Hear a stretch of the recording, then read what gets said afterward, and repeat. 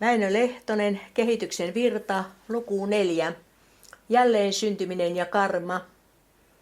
Opit jälleen syntymisestä ja karmasta ovat teosofian keskeisimpiä oppeja. Karma on syysuhteen laki, joka vaikuttaa kaikkialla luonnossa. Jeesus Kristus viittasi karmaan opettaessaan: mitä kylvätte, sitä myös niitätte, ja millä mitalla te mittaatte, sillä mitalla teille mitataan. Jokainen aiheutettu syy tuottaa aina seurauksen. Kun maanviljelijä lannoittaa ja muokkaa peltonsa hyvin, hän saa hyvän sadon. Päinvastoin menetellessään hän saa huonon sadon. Karman laki vaikuttaa samoin ihmisen teoissa, tunteissa ja ajatuksissa. Huonon teon seurauksena hän saa kokea kärsimyksiä, joita toiset hänelle aiheuttavat, ja hyvän teon palkkana hän saa nauttia toisten aiheuttamista hyvistä teoista. Epäinhimilliset ja raat tunteet, joita ihminen hemmottelee, tulevat häntä vastaan kuoleman jälkeen, sillä tunteet ja himot ovat toimintaa ja aiheuttavat syitä näkymättömässä maailmassa. Jalot ja henkevät, rakkautta uhkuvat tunteet ja ajatukset ovat häntä vastassa taivasmaailmassa kuoleman jälkeisen kiirastulen loputtua. Elämä on ehdottoman lakisiteinen ja oikeudenmukainen. Usein kyllä näemme, ettei pahaa saa palkkansa eikä hyvyys ansaittua arvonantoa. Mutta kun näiden havaintojen mukaan arvostelemme elämän oikeutta, silloin unohdamme, että elämässä vallitsee myöskin jälleen syntyminen. Sekin ilmenee luonnossa siten, että talvea seuraa kesä ja yötä päivä. Ihminen ei ole vuorottaisuudesta vapaa, sillä kuoleman jälkeen seuraa elämä toisessa muodossa, ja kun se päättyy, tapahtuu uusi jälleen syntyminen ihmislapseksi. Jälleensyntymysoppi esiintyy useimmissa uskonnoissa, ja se kuului myöskin kristinuskoon, kunnes se kirottiin Konstantinopolin kirkolliskokouksessa vuonna 553. Uudessa testamentissa siihen myös viitataan. Sanoihan Jeesus Johannes Kastajaa profeetta Elian jälleen syntymäksi. Niin ikään Jeesukselta kysyttiin, oliko sokeana syntynyt tehnyt syntiä itse vaiko hänen vanhempansa. Koska hän syntyi sokeana, hänen olisi pitänyt tehdä syntiä ennen syntymäänsä, eikä synninteko tässä tapauksessa ollut mahdollista muuten kuin että hän oli elänyt ennenkin maan päällä. Sokeus oli seuraus entisten elämien synneistä.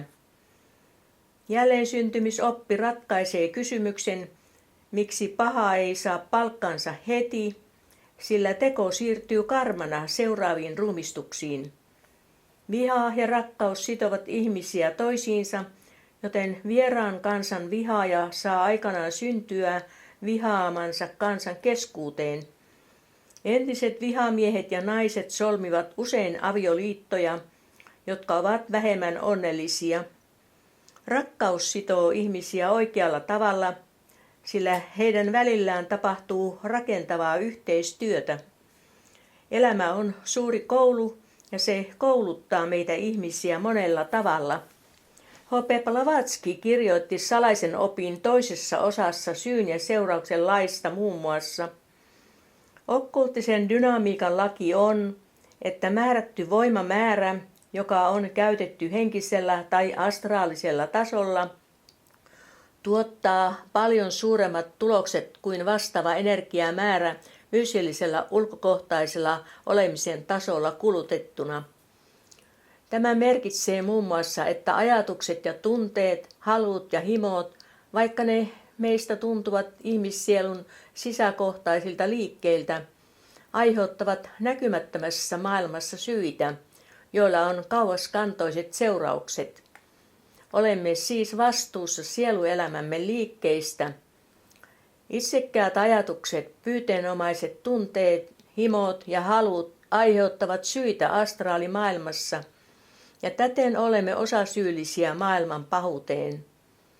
Toisaalta, kun sielumme askartelee henkisten asioiden parissa, panemme liikkeelle syitä henkisellä tasolla, syitä, joiden seuraukset ovat paljon suurempia kuin ulkokohtaiset teot.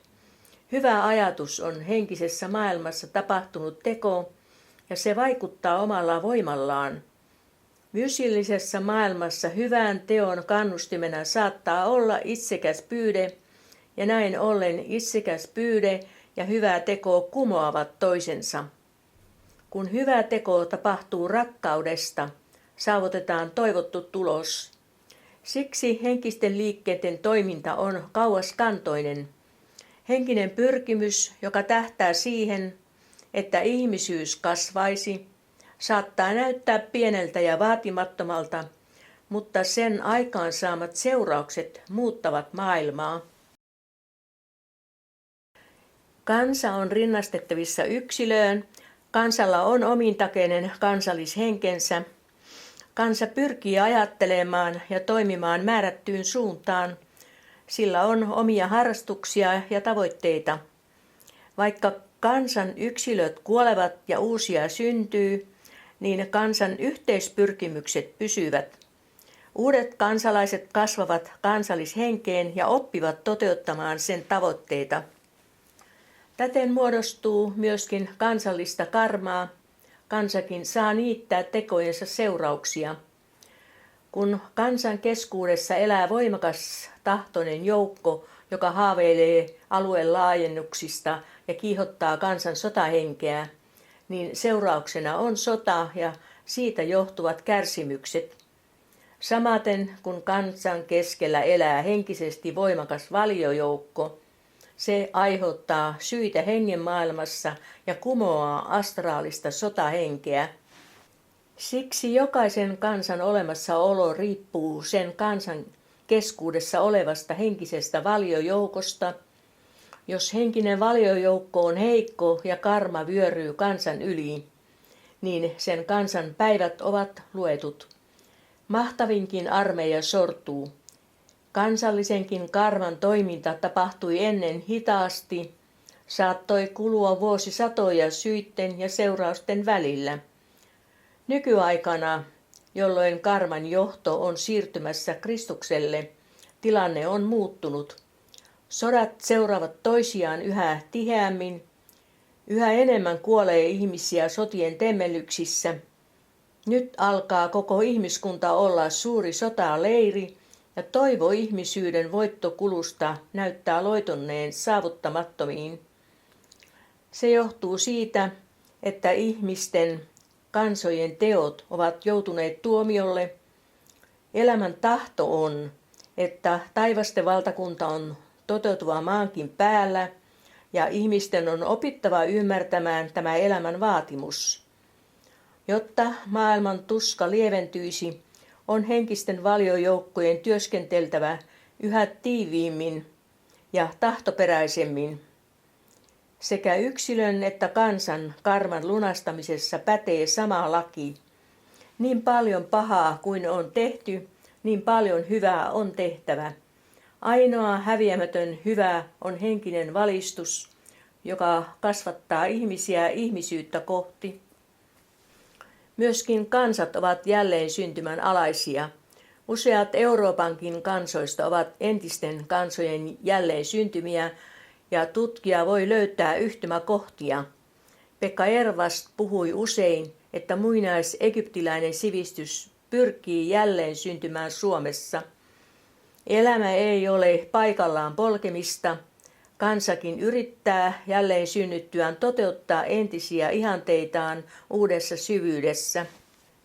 Maapallon jälleen syntymiä nimitetään luomispäiviksi. Se on ikivanha pakanallinen nimitys, jonka Mooseksen kirjan kirjoittaja kopioi joko egyptiläisistä tai kaldealaisista lähteistä. Luomispäivän sanskritin kielinen nimi on Manvantara, Manu-väliaika eli Manu-kausi. Manvantara tarkoittaa päivää, siis luomispäivää, jonka vastakohta on yö eli pralaja. Maapallolla on 7 peräkkäistä luomispäivää, ja jokaisen luomispäivän jälkeen on yö eli pralaja. Maapallolla on 7 tajunnan tilaa eli tasoa, jotka läpäisevät toisensa ja jotka ovat asuttuja maailmoita, kuten edellä esitimme. 3 noista maailmoista, alempi älytaso, tunnetaso ja fyysillinen taso, ovat muotoihin pukeutuneita, mutta korkeammat tasot ovat muodottomia. Näin ollen saamme luomispäivistä selvemmän kuvan, kun tarkastelemme vain 3 alinta tasoa samalla muistaen, että maapallolla on myöskin korkeammat prinsiipit eli elämän tasot. Sillä on buddhinen, henkinen, yksilöllinen ja niin edelleen tasot, mutta ne ovat muodottomia, abstraktisia. Ne eivät ole palloja. On siis aiheetonta puhua buddhisesta tai henkisestä pallosta. Kun luemme nykyaikaista teosofista kirjallisuutta, saamme kuulla, että maapallo oli ensimmäisessä luomispäivässä älytasolla, toisessa luomispäivässä tunnetasolla, 3. luomispäivässä eetteritasolla ja nykyisessä 4. luomispäivässä se on kemiallis-fyysillisellä tasolla. 5. luomispäivä on jälleen eetteritasolla, 6. tunnetasolla ja 7. älytasolla. Tällainen jako vastaa todellisuutta, kun luomispäiviä katsellaan tajunnan kannalta, mutta se ei sisällä koko totuutta. Maaplaneetan kehitys, sen laskeutuminen aineeseen 4. luomispäivän aikana, tapahtuu myös tässä fyysillisessä maailmassa. Jokaisessa luomispäivässä se voittaa 1 alatason fyysillisessä maailmassa, tunnemaailmassa ja älymaailmassa. Seuraavassa luomispäivässä se voittaa jälleen 1 alatason jokaisessa 3 maailmassa. Edellä jo puhuimme siitä, että logos tai jumalat olivat työskennelleet kauan ennen kuin luomistyö alkoi fyysillisessä maailmassa, joten kaikkien elämän tasojen perustyypit, siis myöskin fyysillisen maailman jokaisen alan tason perustyypit, olivat valmiit jo ennen kuin varsinainen luominen alkoi. Nuo perustyypit olivat alussa toimettomia ja koko luomistyö on sitä, että jokaisessa luomispäivässä otetaan käyttöön eli aineistotetaan jokin alataso ja luodaan siitä asuttu maailma. Fyysillisen maailman alatasoista kerroimme jo. Ne ovat kiinteä, juokseva, kaasumainen ja 4 eetteritilaa. Myöskin tunne- ja älymaailma sisältää kumpikin 7 alatasoa, joten 1 luomispäivä ottaa käyttöön eli organisoi 1 alatason fyysillisessä, astraalisessa ja älymaailmassa samanaikaisesti. Luomistyö alkaa keskimmäisestä alatasosta alaspäin ja sitä vaihetta nimitetään laskevaksi kehityskaareksi. Tulevat luomispäivät eletään nousevalla kehityskaarella ja silloin tulevat voitetuiksi korkeammat alatasot. Kuvio 2 valaisee luomispäivien vaiheita. Kuvioon on ympyröinä merkitty älytaso, tunnetaso ja fyysillinen taso, joissa jokaisessa on 7 alatasoa. Ensimmäinen alataso on ylinnä ja 7. on alinna. Alimmainen ympyrä kuvaa fyysillistä maailmaa, jossa muistieetteri on ylinnä ja kiinteä aine alinna. Vasemmalla olevat pystyviivat ja niiden yläpäässä olevat numerot 1, 2, 3 ja 4 tarkoittavat laskevalla kehityskaarella olevia 4 luomispäivää. Oikealla olevat pystyviivat ja numerot 5, 6 ja 7 tarkoittavat tulevia luomispäiviä, joita on 3. Vasemmalla oleva pystyviiva numero 1 kuvaa ensimmäistä luomispäivää. Siihen liittyy vaakasuora viiva jokaisen tason 4. alatasosta. Fyysillisestä tasosta siis lämpöeetteri. Ensimmäisen luomispäivän aineellisin tila oli lämpöä, kuumuutta. Muuta ainetta ei vielä ollut. Maa oli kuin lämpökupla avaruudessa ja tunnetasolla ja ajatustasolla oli myös vain 4. alataso organisoituneena. Silloisen ihmiskunnan tila ja elämä oli melkoisen yksipuolinen, sillä ihmisten tajunta oli vain ajatusta ja heidän ruumiinsa lämpövirtauksia. Toinen luomispäivä organisoi jokaisella tasolla 5. alatason, joten fyysillinen maailma oli kaasumainen. 3. luomispäivä organisoi 6.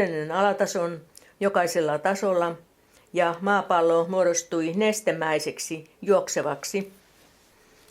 Nykyisessä 4. luomispäivässä organisoitui 7. alataso, fyysillisessä maailmassa siis kiinteä aine. Maapallo sai karkeimman muotonsa ja nykyinen ihmiskunta karkean fyysillisen ruumiin. Aineeseen laskeutuva elämä kokee nyt aineellisuuden voittamista, ja koska ihminen on ainoa kiinteässä ruumiissa asuva järkiolento, niin ihmisen tehtävänä on voittaa aineen voimat omassa ruumiissaan. Kun hän henkistä tietä kulkien saa ne haltuunsa ja kun tämä 4. luomispäivä päättyy, niin 5. luomispäivässä ihmisen tehtävänä on organisoida valoeetteri, 6. luomispäivässä magneettinen eetteri ja 7. luomispäivässä muistieetteri sekä niitä vastaavat alatasot tunne- ja ajatusmaailmassa, kuten kuvion oikeanpuoleiset viivat ja niiden yläpäissä olevat numerot 5, 6 ja 7 osoittavat. Ihminen on kutsuttu kasvamaan luovaksi Jumalaksi, ja kasvaminen tapahtuu aineen magiaa voittamalla. Maapallon fyysillinen tila muuttuu jo seuraavassa luomispäivässä eetteriseksi. Henkisesti kasvava ihmiskunta kokoaa aineellisuudesta voimat ja vie ne mukanaan tuleviin luomispäiviin. Elämme nyt 4. luomispäivässä ja maapallo on saavuttanut kiinteimmän tilansa. Nykyisellä ihmiskunnalla on suurimmat mahdollisuudet kokea aineellisuuden rasitusta, pahaa sen karkeimmassa muodossa. Se voi myöskin kokea hyvää sen käsin kosketeltavissa muodossa. Se voi ja osaa sääliä, auttaa, rakastaa, tehdä käsillään auttavaa ja rakentavaa työtä. Opettaa toisia suullaan, jos se sellaiseen työhön antautuu. Näkymättömissä maailmoissa ei ole samoja mahdollisuuksia. Ihmisen ei tarvitse odottaa tulevia luomispäiviä ja niissä olevia uusia olosuhteita kasvaakseen oikeaksi ihmiseksi, sillä hän voi lähteä suoraa tietä muun ihmiskunnan edelle, tullen siten toisten opastajiksi ja auttajaksi.